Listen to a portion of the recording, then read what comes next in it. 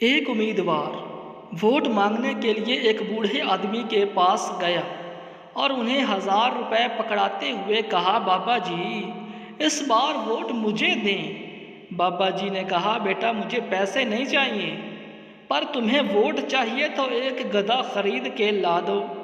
उम्मीदवार को वोट चाहिए था।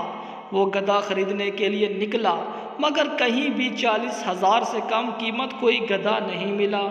तो वापस आकर बाबा जी से बोला, मुझे मुनासिब कीमत पर कोई गधा नहीं मिला।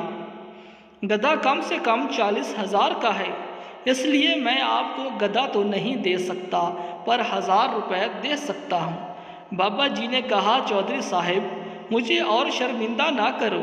तुम्हारी नज़र में मेरी कीमत गधे से भी कम है। जब गधा 40 से कम में नहीं बिका तो मैं 1000 में कैसे बिक सकता हूँ। इसलिए इस दफ़ा इलेक्शन में सोच समझ कर वोट दें। अपनी और अपने वोट की कदर करवाएं। सिर्फ हाथ मिलाने, खैरियत पूछने, हाल अहवाल करने, चाय की एक प्याली पिलाने पर ज़मीर फ़रोख्त मत करें।